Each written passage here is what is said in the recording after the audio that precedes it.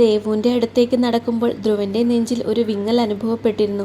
ബെഡിൽ കണ്ണുകൾ അടച്ചുകൊണ്ട് കിടപ്പായിരുന്നു ദേവു. ധ്രുവ് ദേവുവിൻ്റെ അടുത്ത് ചെന്ന് നിന്നുകൊണ്ട് അവളുടെ ആ കുഞ്ഞു മുഖത്തേക്ക് നോക്കി. അഞ്ജു, ധ്രുവ് വിളിച്ചു. ശിവേട്ടാ, ദേവു കണ്ണുകൾ തുറന്നുകൊണ്ട് വിളിച്ചു. Are you okay? ധ്രുവ് അവളുടെ കവിളിൽ തട്ടിക്കൊണ്ട് ചോദിച്ചു. ഇത്രയും വേഗം എങ്ങനെയാ വന്നത്? ദേവു ചോദിച്ചു. ഞാൻ ഇവിടെ ആശുപത്രിയുടെ പുറത്തുണ്ടായിരുന്നു. കുഞ്ഞാറ്റ വന്ന് പറഞ്ഞു. ധ്രുവ് പറഞ്ഞു. അതെന്താ പുറത്തു നിന്നത്? ദേവു ചോദിച്ചു. നിനക്ക് ഈ അവസ്ഥ വരാൻ കാരണം ഞാനാണെന്ന്. ഞാൻ ആദിയോട് പറഞ്ഞതിനിടയിൽ അത് നിന്റെ അച്ഛൻ കേട്ടു. അതോടെ ഇനി നിന്റെ മുന്നിൽ വരരുത് എന്നും നിനക്ക് പറ്റിയ നല്ലൊരാളെ അവർ കണ്ടുപിടിച്ചോളാമെന്നും പറഞ്ഞു. എന്നിട്ട് നിങ്ങൾ എന്ത് പറഞ്ഞു ശിവേട്ടാ? ദേവു ചോദിച്ചു. ഞാനൊന്നും പറഞ്ഞില്ല. ഇപ്പോൾ ഡോക്ടർ പറഞ്ഞത് കൊണ്ടാ ഞാൻ ഇവിടെ ഇരിക്കുന്നത്. ഇല്ലെങ്കിൽ ധ്രുവ് പറയാൻ വന്നതും ദേവു കൈ ഉയർത്തി തടഞ്ഞുകൊണ്ട് ഒന്ന് പുഞ്ചിരിച്ചു. എനിക്ക് പറ്റിയ ഒരു നല്ല ആളെ കണ്ടുപിടിക്കുമെന്ന് എൻ്റെ അച്ഛൻ പറഞ്ഞു. അപ്പോൾ നിങ്ങളും ഒന്നും മിണ്ടിയില്ല. അതിനർത്ഥം എന്താ? നിങ്ങൾക്ക് അതൊന്നും പ്രശ്നമല്ല എന്ന്. അപ്പോൾ പിന്നെ എൻ്റെ അച്ഛൻ പറഞ്ഞ പോലെ തന്നെ നടന്നോട്ടെ, ദേവു പറഞ്ഞു.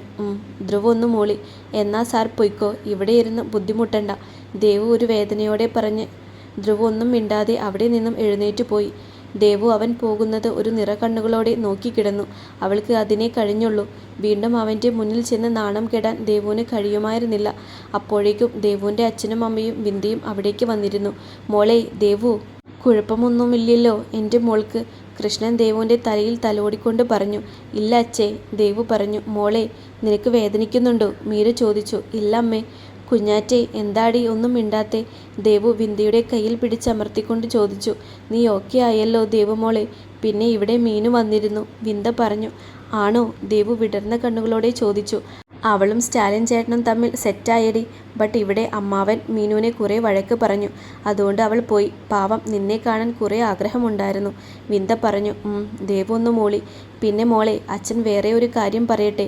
ഈ അവസ്ഥയിൽ പാടില്ലാത്തതാണ്, എന്നാലും പറയാം.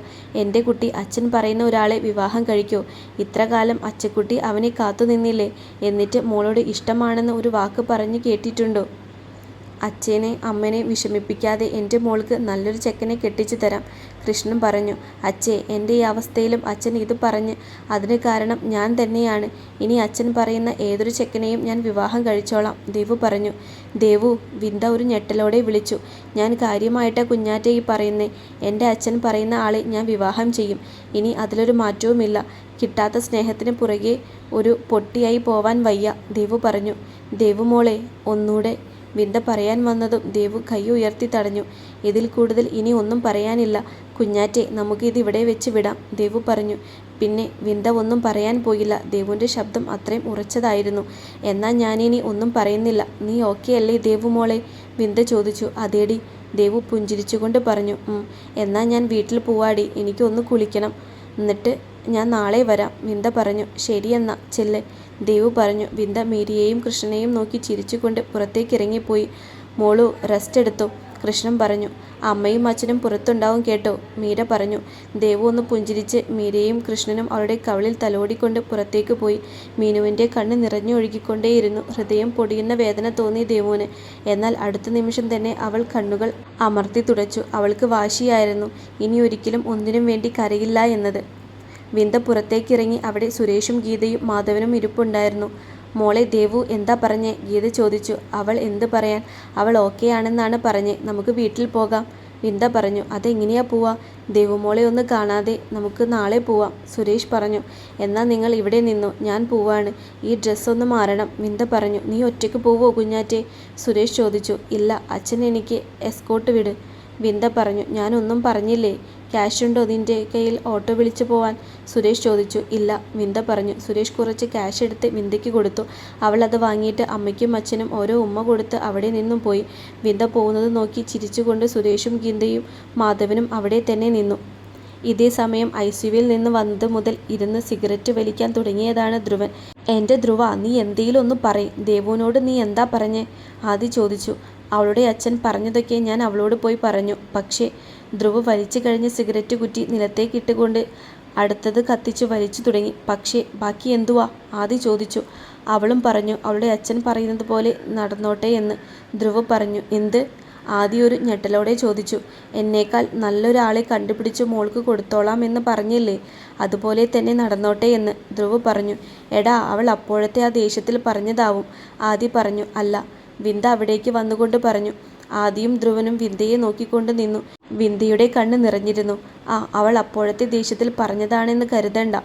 എല്ലാം തീരുമാനിച്ചുറപ്പിച്ചുകൊണ്ടാണ് അവൾ പറഞ്ഞത്, അച്ഛനോടും അമ്മയോടും. ഞാൻ പറഞ്ഞു നോക്കി, അവളുടെ തീരുമാനത്തിൽ നിന്ന് അവൾ മാറില്ല എന്നാ പറയണേ. വിന്ദ പറഞ്ഞു. കേട്ടോ ആദി, ഇതാണ് പെണ്ണ്, ഇങ്ങനെയാണ് പെണ്ണ്. ചുമ്മാ നടന്നിരുന്ന ഞാനാ, ധ്രുവ് പറഞ്ഞു. ധ്രുവ, ആദി വിളിച്ചു. Leave it alone, it's not a problem for me, Dhruv പറഞ്ഞു. ആദി ഒന്ന് മൂളി. മോളെ, നീ എന്താ ഇവിടെ, ധ്രുവ് ചോദിച്ചു. ഞാൻ വീട്ടിൽ പോകാൻ വേണ്ടി ഇറങ്ങിയതായേട്ടാ. ഒന്ന് ഇവിടെ വരെ വരാമെന്ന് കരുതി, വിന്ദ പറഞ്ഞു. ഈ രാത്രി ഒറ്റയ്ക്കാണോ പോവണേ? ആദി, നീ കൊച്ചിനെ വീട്ടിൽ സേഫായി എത്തിക്ക്, ധ്രുവ് പറഞ്ഞു. നീയും കൂടെ വാ, ആദി പറഞ്ഞു. ഞാനില്ല, നീ ഇവളെ കൊണ്ടാക്കി നമ്മുടെ പോലീസ് ബാറിലേക്ക് വന്നാൽ മതി, ധ്രുവ് പറഞ്ഞു. നീ എൻ്റെ കൂടെ വന്നോ? ധ്രുവ, നമുക്ക് ഒരുമിച്ച് പോകാം. മിത്രേ, നീ ഓട്ടോ വിളിച്ച് പൊക്കോ, ആദി പറഞ്ഞു. പറയുന്ന കേൾക്കാദി, ചെല്ല്, കൊച്ചിനെ വീട്ടിൽ വിട്, ഞാൻ അവിടെ ഉണ്ടാകും, ധ്രുവ് പറഞ്ഞു. നീ കയറ് മിത്ര, ആദി പറഞ്ഞു. വേണ്ട, ഞാൻ ഓട്ടോയിൽ പോയിക്കൊണ്ട്, വിന്ദ പറഞ്ഞു. പോയി വണ്ടിയിൽ കയറി ഇരിക്കു കുഞ്ഞാറ്റെ. ആദി, നീ പോയി വാ, ധ്രുവ് പറഞ്ഞു. എന്ന് മൂളി. ആദി വണ്ടിയിൽ കയറി, അവൻ്റെ കൂടെ വിന്ദയും കയറി. ജീപ്പ് ആ പാർക്കിംഗ് ഏരിയ വിട്ട് മുന്നോട്ട് പോയി. ധ്രുവ് അവിടെ തന്നെ കുറച്ചു നേരം അങ്ങനെ നിന്നു. അപ്പോഴാണ് അവിടേക്ക് സ്റ്റാലിൻ്റെ ജീപ്പ് വന്ന് നിന്നത്. അത് കണ്ട് ധ്രുവ് ആ കാറിലേക്ക് നോക്കി. എന്താ മോനെ ഈ വഴി, ധ്രുവ് ചോദിച്ചു. നീ വന്നു വണ്ടിയിൽ കയറ്, സ്റ്റാലിൻ പറഞ്ഞു. നിനക്ക് എങ്ങനെ മനസ്സിലായി ഞാൻ ഇവിടെ ഉണ്ടാകുമെന്ന്, ധ്രുവ് ചോദിച്ചു. അതൊക്കെയുണ്ട്, നീ വന്ന് വണ്ടിയിൽ കയറ്. ഡോർ അടക്ക്, സ്റ്റാലിൻ പറഞ്ഞു. ധ്രുവ് വണ്ടിയിൽ കയറിയിരുന്നു, ഡോർ അടച്ചു. എന്നിട്ട് സ്റ്റാലിനെ നോക്കി ചോദിച്ചു. പറ, ആരാ പറഞ്ഞേ, ധ്രുവ് ചോദിച്ചു. എടാ, അത് ദേവു കണ്ണു തുറന്നു എന്ന് പറഞ്ഞു. ആദ്യം എനിക്ക് മെസ്സേജ് ഇട്ടിരുന്നു. അങ്ങനെയാ മനസ്സിലായി നീ ഇവിടെ ഉണ്ട് എന്ന്. എന്നാൽ പിന്നെ ഇന്നത്തെ പാർട്ടി എൻ്റെ വക എന്ന് വിചാരിച്ചു. അപ്പോഴാ ആദി കുഞ്ഞാറ്റേനെയും കൊണ്ട് പോവാണ് എന്ന് കണ്ടത്. അവന് ലൊക്കേഷൻ അയച്ചു കൊടുക്കാം, സ്റ്റാലിൻ ഡ്രൈവിങ്ങിനിടയിൽ പറഞ്ഞു. അത് കേട്ട് ധ്രുവ് ഒന്ന് ചിരിച്ചു. വിന്ദയുടെ വീടിൻ്റെ ഗേറ്റ് കടന്ന് മുറ്റത്ത് ആദി കൊണ്ട് ജീപ്പ് നിർത്തി. വിന്ദ ആദിയെ ഒന്ന് നോക്കി ചിരിച്ചുകൊണ്ട് ജീപ്പിൽ നിന്നും ഇറങ്ങി. കൂടെ തന്നെ ആദിയും. നീ പൊക്കോ, എന്തേലും പേടി തോന്നുവാണേൽ എന്നെ വിളിച്ചാൽ മതി, ആദി പറഞ്ഞു. ശരി, വിന്ദ പതിയെ പറഞ്ഞു. ആദി തിരിച്ചു വണ്ടിയിൽ കയറാൻ വേണ്ടി തിരിഞ്ഞു നടന്നതും വിന്ദ അവൻ്റെ കയ്യിൽ പിടിച്ചതും ഒരുമിച്ചായി. സ്നേഹം എന്ന കാര്യം ഒരാളോട് തോന്നാൻ കുറേ കാലമൊന്നും വേണ്ട, കുറേ കാരണങ്ങളും വേണ്ട. ഒരു ഒറ്റ കാര്യം മതി. ചിലപ്പോൾ ഒരാൾക്ക് ഇഷ്ടപ്പെടാത്ത ഓരോ കാരണം കൊണ്ടായിരിക്കും നമ്മൾ അയാളെ ഇഷ്ടപ്പെടുക. അതുപോലെ നമ്മൾ ദിവസവും കാണുന്നവരിൽ ഒരേ ഒരാളുടെ കൂടെ മാത്രമേ ജീവിതകാലം മുഴുവൻ നമുക്ക് കൂടെ ജീവിക്കാൻ തോന്നൂ. അന്ന് ഞാൻ നിങ്ങളെ കണ്ടതും അങ്ങനെയാണ്. പിന്നെ ഞാൻ പ്രതീക്ഷിക്കാതെ നിങ്ങൾ എന്നിലേക്ക് വന്ന ഓരോ നിമിഷവും ഞാൻ നിങ്ങളുടെ കൂടെ ജീവിതകാലം മുഴുവൻ ജീവിക്കാൻ ആഗ്രഹിക്കുന്നുണ്ടായിരുന്നു. ഈ ജീവിതകാലം മുഴുവൻ ദേവേട്ടൻ്റെ കൂടെ ജീവിച്ചോട്ടെ, വിന്ദ ആദിയുടെ കണ്ണുകളിലേക്ക് നോക്കിക്കൊണ്ട് ചോദിച്ചു.